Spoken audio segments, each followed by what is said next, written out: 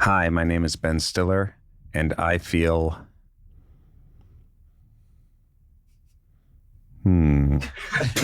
about being Conan O'Brien's friend. Wow! Devastating! I like that. Devastating! Not even a word, a noise. I think the last time I was optimistic or something like that. Yeah, I'm just pulling it out of my head. It was something kind of positive, Yeah. and this time, a noise? Well, I was And trying not- to be realistic about the last time where I had all these hopes that, and now here we are. Yeah, here we are, and it really hasn't blossomed, the friendship. I mean, it's sort of kind of like treaded water for a while. Yeah. I mean, I feel like it's always there. And there's like a lot of love and there's a lot of, like appreciation of our history, but we haven't moved forward in time together. No. Yeah. Not for lack of my trying. No, I know. I've contacted you many times through your people. Yeah. And I often get just, we'll get back to you. Well, that's why I have people. Yeah. But what's weird, but can I just say something? What's weird? The people sound suspiciously like Ben. It sounds like Ben picking up and he says, let me get Ben's people. Right. And then the people sound a lot like you. It's like the guy from the Donald Trump who called into the Post. Oh, yeah. Whatever that guy's name was. David Barron or John Barron. Yeah. Well, I've known you a very long time, and I was very excited you're coming in today because you're one of my all-time favorite comedy people. Your body of work is fucking crazy stunning. And we're going to talk about Severance, which was my favorite show. That first season was perfection, and I am delighted that Severance is coming back. So much so that your people said, I can watch a few episodes. And they said, you can watch a couple of episodes of this new season. We'll make them available to you. And I'm like, no. I'm rewatching season 1 to watch season 2. Okay, good. And I don't want to watch it on a computer. Yes. I don't want to watch it. I want to watch it because I think the direction, which is I know some other people direct, but you direct the majority of these episodes, is absolutely fantastic. The art design, the acting, the whole thing is through the roof. Thanks, it's man. Delightful. Thank you. And Conan, I really appreciate that. Thank you. That means a lot because you know how much I respect you. Seriously. Well, No joke. Well, now people think it's a joke because you said no joke. I know. I said no joke too quickly or something. I don't know. I think seriously was the first place I went wrong. And then no joke was trying to say that. Yeah. Too many qualifiers. We're gonna talk about it because anyone who's listening to this right now, if you're not watching Severance, if you didn't see season 1, go and watch it. It is it's just, I think, flawless. And there's so many images in it, moments in it, and it's got me thinking about so many things. So I'm very psyched for season 2. But along those lines, I just wanted to go back to, I'll just touch on it. Met you for the first time. We mentioned this last time, but I think it bears repeating. I met you when you came to SNL and right away was doing one of the funniest things I'd seen when you played a grown-up Eddie Munster. Right. With the whole outfit, but you're jaded now.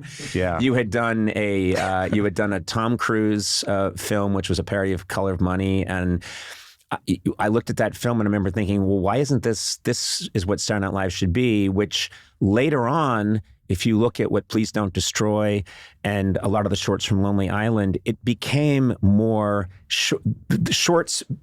These short films, which are just, became more and more of the DNA of the show. Yeah. Which I remembered when you first came along, remembered the first thing I saw you do was that short that you had made, I think yourself, self-funded or something. Yeah, I made it on my own. And is it before Ben Stiller show? Yeah, no, this was before anything. I was in a play called The House of Blue Leaves off Broadway, and the play was doing really well, and it moved to Broadway, and John Mahoney was in it, and Stockard Channing, and Chris Walken, and all this amazing cast, and I made this short takeoff with these two guys, Steve Clayman and Ralph Howard, and I kind of put all my money into it that I was making from the show, and we made this short, and then we were like, okay, let's take it somewhere, and this was, it's just a proof of how old I am and we are is that not me. No, not you. I met you when I was 4 years old. I know. I forgot.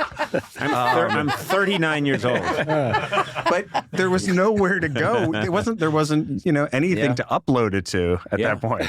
So it was like a video cassette. And Lovitz had come to the show. He'd seen the show, and I reached out to him because he came backstage afterwards and he knew my parents and was very nice. And I reached out. I said, "Hey, I've got this short. Is there any way you could get them to take a look at it?" And he literally met me in the lobby at 30 Rock and took the video cassette upstairs. I remembered watching it. All of us were blown away.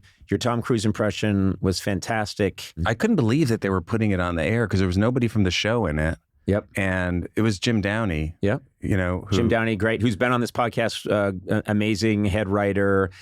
And he just, when he saw something that was great, he knew this has to just be on. I find it so interesting that people can go back and look at that Color of Money parody that you did, and you should look it up and check it out. But to me, it was saying, it occurred to me today, oh, this was the way to go. You were ahead of your time. In my opinion, it's. I don't know. I was just sort of honestly, I've probably talked to you about this before, that, it was for me trying to do what Albert Brooks, who I think was ahead of his time for sure. Very much so, yeah. In terms of what he did, his first movie, Real Life, which was about reality television and making fun of it. And what he had done on the show and watching that when I was younger and wanting to do that kind of thing. Yeah. So. Well, it's interesting to me that you when I first saw you were doing a spot on Tom Cruise impression. And then you flash forward all these years with Tropic Thunder. Yeah.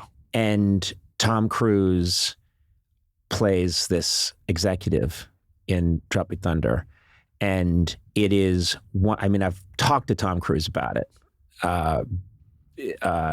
It is one of the funniest cameos. He comes out of nowhere. And I know that he came to you I don't know if you approached him about playing this character and said, what's the character's name? Is it Lou? Les Grossman. Les Grossman. Yeah. He had two Jewish. Yeah. I mean, it's never really stated, but it's kind of implied. It occurred to me now. That's a Jewish name. But he had requests, right? He had two requests, which was, correct me if I'm right, or you could say he wanted his hands. Yeah, he wanted to have big, thick forearms that were hairy. And he wanted to be Jewish. And he wanted to and he wanted to dance. And he wanted to dance. Yeah. And so Jewish. What's crazy to me is that when he said those things to you, you might have been thinking, "Oh, what?" I don't know. Did you right away say? No, it's a strange set of circumstances the way that this happened. We had done this little short for the MTV Movie Awards where I played his stuntman. Mm-hmm. And that's where we had met a couple of times over the years before that, but then we had a great time doing that together and had stayed in touch since then. And I had this idea for the movie for a long time. I had been working on it with Justin Theroux, and Eitan Cohen came on later, and we finally had this script, and I had talked to Tom about it. And originally I wanted Tom to play my part. Oh, really? Yeah. But I was too nervous to ask him to do it. Yeah. Because he's Tom Cruise. Sure. Yeah. He has other stuff to do. Yeah. And we were friendly and hanging out. He was so nice and just the greatest guy. But I didn't want to bother him really with this.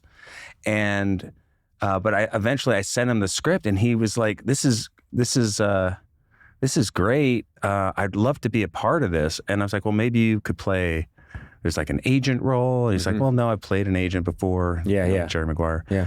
And he said, but it was his idea, this character. He said, you don't have a studio exec in the movie. Perfect. Yeah. So this was 3 months or maybe 2.5 months before we started shooting.